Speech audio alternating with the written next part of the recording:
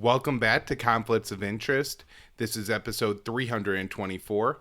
I'm the host, Kyle Anzalone. Hope everybody's having a good week. As I mentioned on Monday's show, I'm doing some traveling this week, so I am again not in the studio. But today I do have a full show for y'all. I've been doing quite a bit of writing, so I want to go through, cover my articles, cover what's going on the ground in Ukraine. Dave DeCamp has been doing a pretty good job discussing the Ukrainian offensive, and then get into a couple stories on North Korea before we wrap up. So probably be a little bit of a short show, but I will pack a lot into it today. Please share the show. You find it at the Libertarian Institute on the blog at antiwar.com. Video version at YouTube, Rumble, and Odysee. You could donate to the show through Patreon and Subscribestar. Best way to support the show is by doing your CBD shopping with Paloma Verde. Look, I know there's a lot of libertarians out there that have already discovered the benefits of CBD.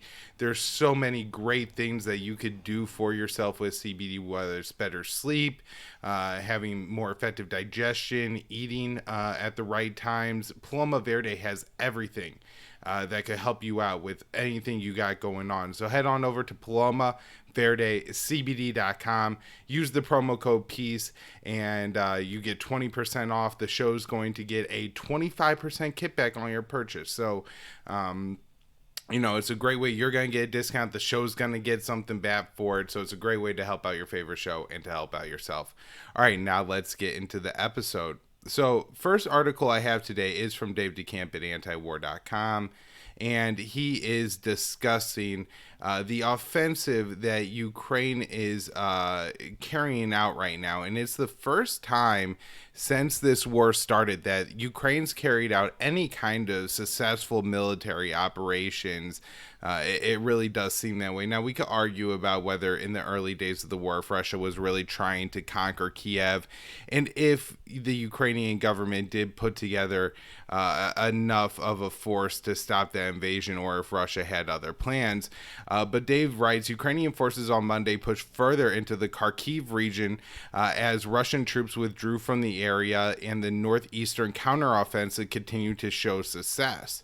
And so if we kind of look at the map, it looks like the areas north and east of the historic Donbass are mainly what has been taken back by Ukraine so far. This is a fairly sizable and significant chunk of Ukraine that the Ukrainian forces have been able to take back. It's not, merely just one town or anything like that. So Dave continues, Ukrainian forces push all the way back to the Russian border in some areas, northern and eastern Kharkiv. A Russian-installed official in the region said Russian forces were outnumbered 8-1, a sign that Moscow was caught off guard by the counter-offensive. The official also said that 5,000 civilians fled the region into the Russian Belgorod Oblast, which borders Kharkiv. Russian officials reported that there was some shelling inside Russian territory, and that the village of Lozhkiva in Belgorod was evacuated due to the attacks. And so, we can see that this is pretty significant what Ukraine's been able to do here. Now, I want to get into and talk a little bit about some of the analysis that I've read of the Ukrainian maneuvers here. It's possible that they kind of did what Russia is reported to have done early in the war, which is they carried out or faked an attack in one area, and so they carried out an attack in southern the southern region, the area above the Crimean Peninsula, right? And so Russia must have anticipated that the full offensive was coming there, repositioned forces, and were able to beat that counteroffensive, or so it seemed. But then it was reported that may have been a feint, and the real target for Kiev was the Kharkiv region, and so they were able to redeploy forces and easily able to outrun the Russians in the eastern region because Russia thought the attack was coming in the south. Now, we don't know if that's 100% true, but, based on what we know publicly about the offensive and the attacks carried out that started in the south and how things have gone in the east, it seems entirely possible that could explain that the success of Ukraine's operations here was a major strategic boon for them.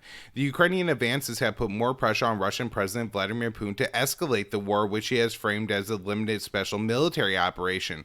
On Sunday, Ukraine reported power outages in several eastern regions as a result of Russian strikes on energy infrastructure, signaling a potential escalation in the war. Russia has avoided carrying out so-called strategic bombing campaign in Ukraine, a tactic the U.S. and its allies often employ massive airstrikes on civilian infrastructure to cripple a country's transportation and power grids. The Kremlin on Monday downplayed Ukraine's success on the battlefield and insisted Russia would achieve its goals in the war. The special military operation would continue, and it will continue until the goals originally set are achieved, Kremlin spokesperson Dmitry Peskov said when asked about the counteroffensive. Now, that's interesting because even according to the Russian Foreign Minister Sergei Lavrov, there has been some adaptation of the Russian policy since the war started in February to account for the additional weapons the West has given Ukraine that have actually changed the Russian goals for this war. Again, that's according to the Russian foreign minister. And so I'm not sure about this comment from Peskov, if he's just, maybe saying it more generally, but I did think that was interesting and worth noting. Now, another really interesting part to all of this is how the Americans are handling the alleged success of the counteroffensive, rather than acting kind of how I thought the Americans would act here. It seems as though the Americans are trying to downplay the success so far and being very cautious about it. And so people initially talked about that when Ukraine started taking territory. It must have been a result of Russia allowing Ukraine to take that territory in order to know they're going to retake it, but be able to make some strategic gains against the Ukrainian forces, take out Ukrainian forces, and then, of course, equipment that's been moved into that region. It doesn't seem at this point that that's what's happening there. But it's impossible to say at this point. And, once we're a month or two down the line, whether Ukraine still secured that territory or Russia's taken it back, it could help us to understand what's actually happening now, whether, Russia's retreat here was more strategic or if it was simply a defeat. Now, one thing else that could help explain all of this is another article from Day to Camp here. New York Times, U.S. Ukraine increased intelligence sharing ahead of Kharkiv counteroffensive. Ukraine has stepped up intelligence sharing with the U.S. ahead of its northeast counteroffensive in the Kharkiv region that was seen as a significant success, the New York Times reported on Sunday. The report cited unnamed U.S. officials who said Ukraine started sharing more information with the U.S. on its planned operations. The officials said that this allowed the U.S. to give advice and share intelligence for the counteroffensive, although the details of exactly how Washington helped are unclear. Earlier in the war, the U.S. had loosened restrictions to allow real-time intelligence sharing with Ukraine, though the fighting in the U.S. official claimed the real-time intelligence has helped Ukraine target Russian forces, kill senior Russian officials, and drive Russian ammunition supplies further away from the front lines. The U.S. claims on how much the intelligence sharing has helped Ukraine aren't confirmed, but it demonstrates how intimately involved Washington is in Kiev's war against Russia. U.S. officials have previously bragged to the media about how intelligence sharing helped to sink Russian ships and kill Russian generals, but the claims are downplayed, with the Pentagon officials insisting they don't pit targets for Kiev. Ukraine's Kharkiv region offensive has led to significant territorial gains as Russian troops have pulled out of many areas in the region. A U.S. official told the Times that Washington has consistently discussed with Kiev ways Ukraine could stop Russian offensives in the east. The U.S. has also reportedly helped Ukraine prepare for a southern offensive in the Kherson region, but that push has not seen much success. And so, maybe that the U.S. was involved in planning that feint is a little bit of what we're hearing there. Very interesting news, if it is true. Of course, that intelligence is pretty important. So my guess would be that, it is playing some role, even if it's not quite as big of a role as some of these Western governments are claiming. All right, next article here is from myself and Connor Freeman, at the Libertarian Institute, titled NATO Kits Off Naval War Games Near a Group of Russian Ships. And so this is taking place in the Black Sea. And we write here, the United States and 11 NATO members have started large-scale military drills in the Eastern Mediterranean. Dubbed Dynamic Minor, the war games will put several Russian NATO ships in a region with a major Russian military presence at a time of soaring tensions between Moscow and the West. The war games are led by NATO Marine Command, or MARCOM, and will begin Tuesday and run through September 22nd. It is unclear how many American soldiers are taking part in the 1,500 NATO sailor training exercises. At least the USS Forrest Sherman is participating. Dynamic Minor includes 50 surface ships, 5 submarines, 5 patrol planes, and helicopters from the United States, Belgium, Bulgaria, Canada, France, Turkey, Greece, Italy, Poland, Romania, Spain, and Turkey. MARCOM Deputy Commander, I believe this is French Navy Vice Admiral Payton, said this year's war games are the largest in the Dynamic Minor series. This year's events include assets never seen before. The war games put dozens of NATO vessels in a region with a heavy Russian naval presence. Tensions between Brussels and Moscow are soaring as the West attempts to weaken Russia in Ukraine. The alliance's provocative war games last year played a significant role in the escalation spiral, which ultimately led to Moscow's invasion of Ukraine. Some of the largest world drills seen since the Cold War era were held for months throughout Eastern Europe, including on Russia's doorstep. Most critically, Kiev became a de facto NATO state and hosted major alliance exercises. Washington was deliberately crossing Moscow's brightest of all red lines. In the midst of the Ukraine war, NATO continues to hold major exercises, some even with Kiev's participation, and member states like Estonia on Russia's border simulating war games, war with Moscow. And so we could see why this is so provocative towards Moscow. Now, Zelensky is going to ask for more weapons. I wrote this for antiwar.com on September 9th, and this one titled, Zelensky will request more weapons directly at conference with U.S. arms makers. According to Reuters, Ukrainian President Volodymyr Zelensky will appear at a summit with Lockheed Martin, Raytheon, and other American weapons makers later this month. The Ukrainian leader is expected to appeal for arms transfers. On Thursday, top White House officials announced nearly $3 billion in military support for the war, and I will talk about that particular arms transfer in the Nets article. Dave DeCamp has a great write-up on that. The conference will be hosted in Austin, Texas on September 21st, and Zelensky will appear via video. Since the war started, he has spoken with Congress, the Grammys, and numerous other worldwide cultural events. The summit later this month will be the first time Zelensky directly appeals to the head of arms manufacturers. After Russia invaded Ukraine on February 24th, the Biden administration has announced several rounds of military security assistance for Kiev, totaling tens of billions of dollars. The U.S. has sent over 1 dozen high-mobility artillery rocket system HIMARS produced by Lockheed Martin, and thousands of Javelin anti-tank missiles produced jointly by Lockheed and Raytheon. Both companies experienced bumps in their stock prices after the start of the war. The weapons sales from Ukraine are expected to last well into the future.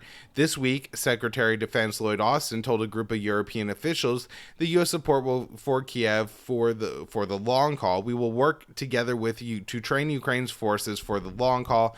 We will work together to help integrate Ukraine's capabilities and bolster joint operations for the long haul, he said. Austin was formerly employed at Raytheon and has supported the U.S. intervention in Ukraine. On Tuesday, Austin and Secretary of Defense, Secretary of State Antony Blinken announced $2.8 billion in military aid for Ukraine. And so let's go ahead and talk about this latest U.S. arms transfer to Ukraine. All right, this one titled, U.S. announces $2.8 billion in military aid for Ukraine, allies in the region. On Thursday, the Biden administration announced over $2.8 billion in military aid for Ukraine. and U.S. allies in the region. The announcement was made as Secretary of State Antony Blinken made a surprise visit to Kiev, and Lloyd Austin chaired a meeting of defense ministers in Germany. In Kiev, Blinken met with the Ukrainian President Zelensky and other officials and said that the administration was providing $2.2 billion in foreign military financing for Ukraine and 17 other countries in the region. The FMF is a State Department program that gives money to foreign governments so they can use to purchase U.S.-made military equipment. The $2.2 billion is being pulled from the $40 billion Ukraine aid bill President Biden signed in May. According to the Associated Press, about $1 billion of the $2.2 billion will go to Ukraine. The remaining funds will be divided among Albania, Bosnia, Bulgaria, Croatia, the Czech Republic, Estonia, Georgia, which may be the most significant country on this list because it has a kind of a similar status to Ukraine in the Russian geopolitical sphere, and then continuing the list: Greece, Kosovo, Latvia, Lithuania, Moldova, Montenegro, North Macedonia, Poland, Romania, Slovakia, and Slovenia. Over at the Ramstein Air Base in Germany, Austin told a group of officials representing over 50 countries known as the Ukraine Defense Contract Group that President Biden approved a new $675 million weapons package for Ukraine. According to the Pentagon, the arms package includes additional ammunitions for the HIMARS, 4 additional 105 millimeter howitzers and 36,000 rounds, additional HARM missiles. Those are the I believe radar missiles, 100 armored anti-high mobility multi-purpose wheeled vehicles, 1.5 million rounds of small arms ammunition, more than 5,000 anti-armor systems, 1,155 millimeter rounds of remote anti-armor mine systems, RAAMs, additional grenade launchers, 50 medical treatment vehicles, and night vision devices and other field equipment. The Pentagon said that the new aid brings the total the U.S. has pledged to Ukraine since February 24th to more than $14.5 billion. The $675 million is also being pulled from the $40 billion Ukraine aid bill. The Biden administration told Congress last week that it is seeking another $13.7 billion for Ukraine aid as funds are running out.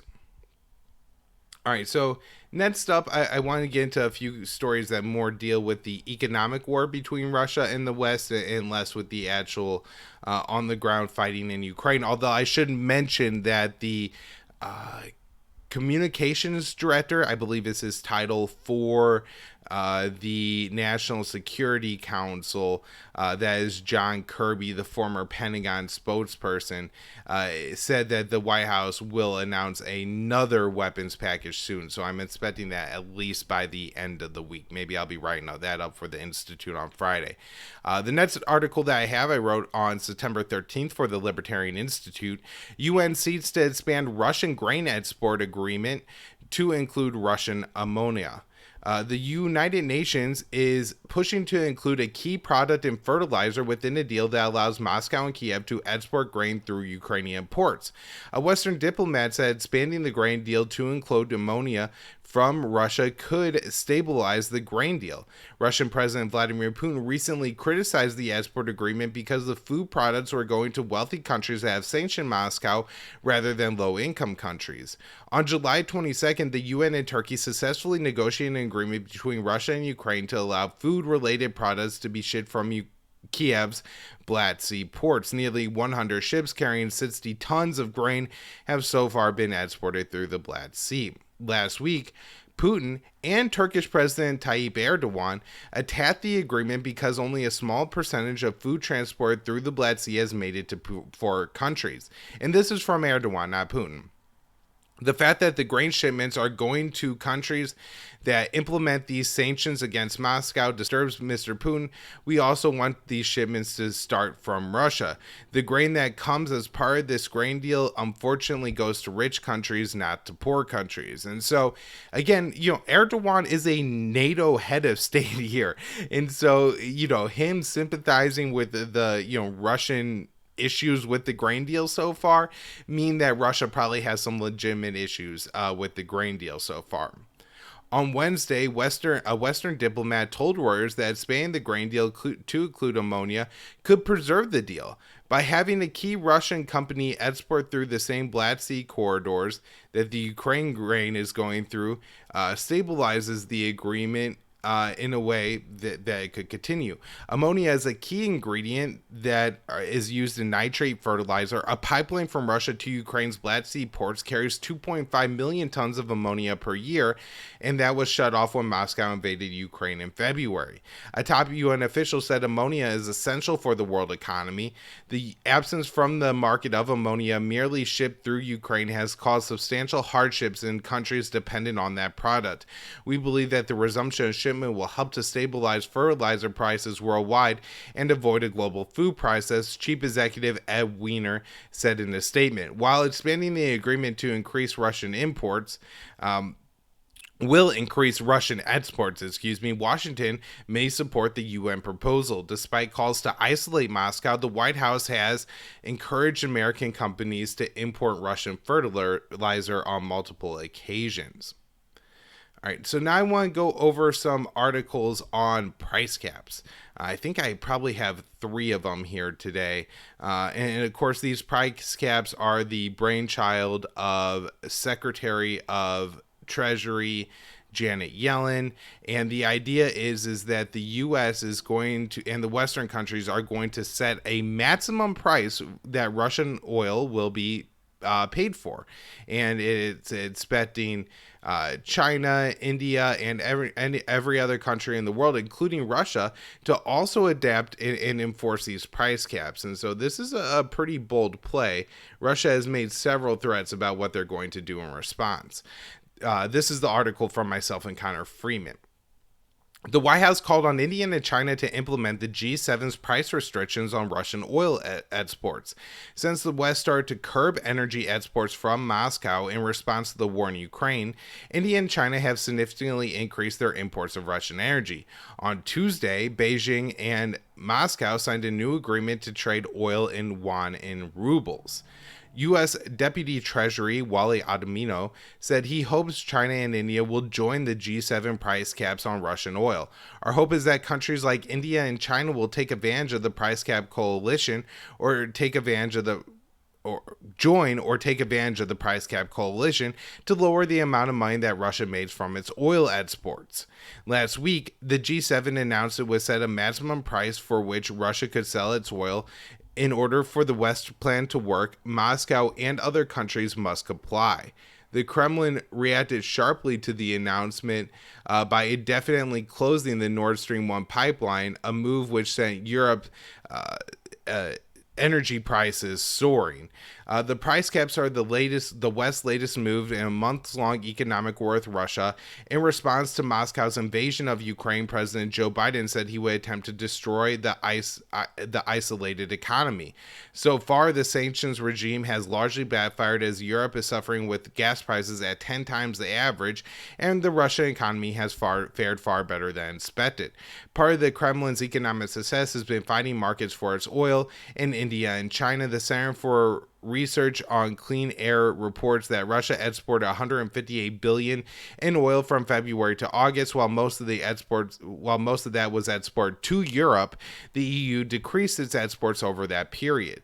To make up for the declining European market, Moscow has exported more oil to Beijing and New Delhi and has benefited from increasing energy prices. India has increased its oil exports to Europe, suggesting it is acting as a backdoor to avoid sanctions. Analysts believe India and China are unlikely to comply with the Western price caps. New Delhi and Beijing have been able to buy Russian oil at a discount since the start of the war, and the two nations do not want to risk their good deal with Moscow.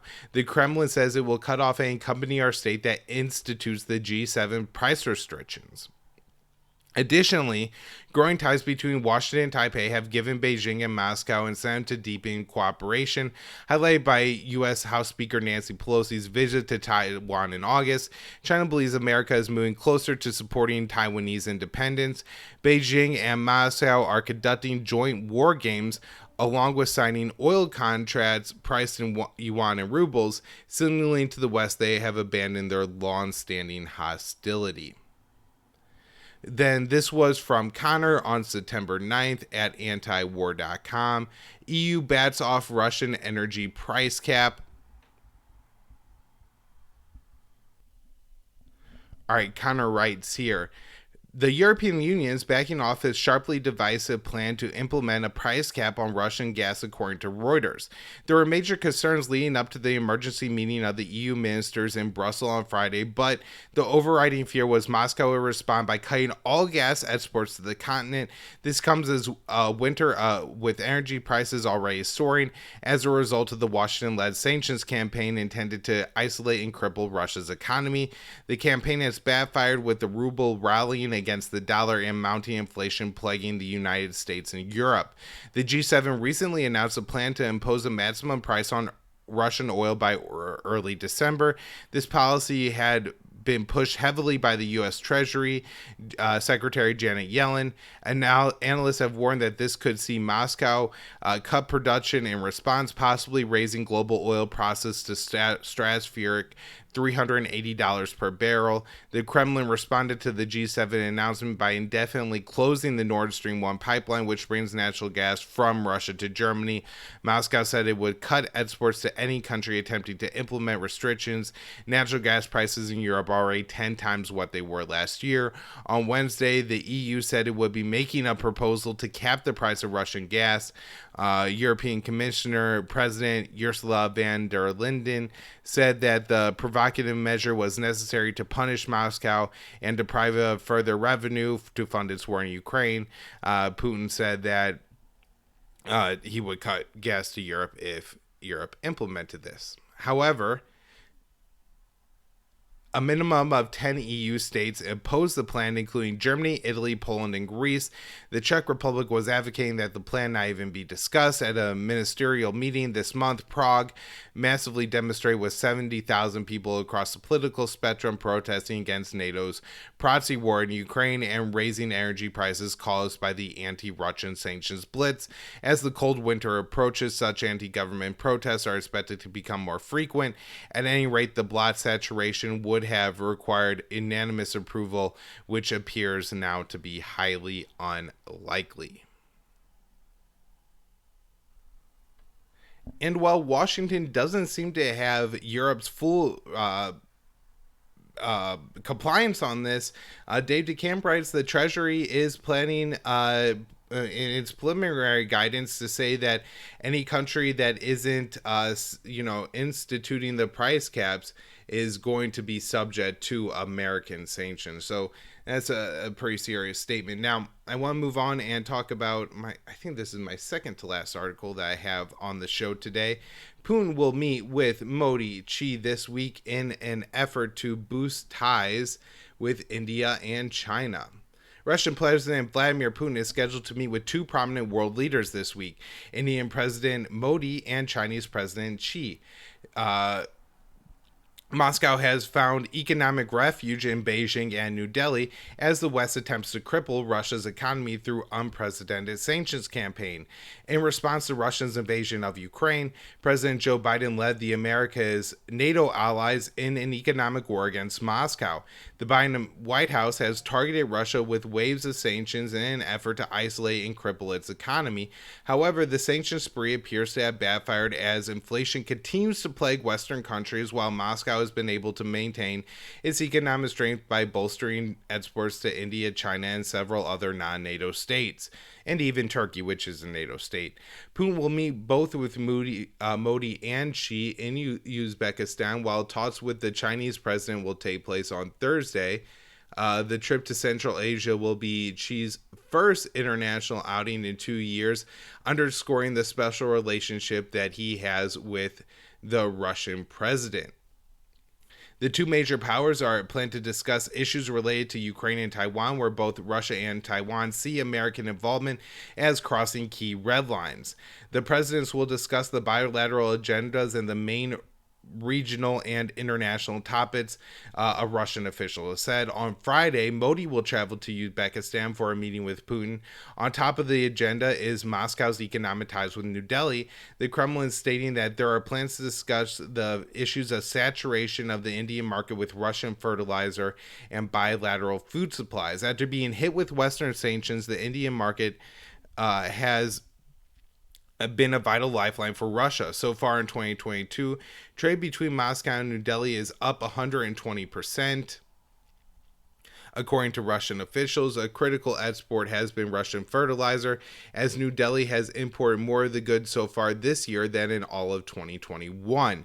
Last week, Modi declared plans to expand his country's energy agreement with the Kremlin, saying that India is key to strengthen its partnership with Russia on the Arctic issues. There are also immense potential for cooperation in the energy field.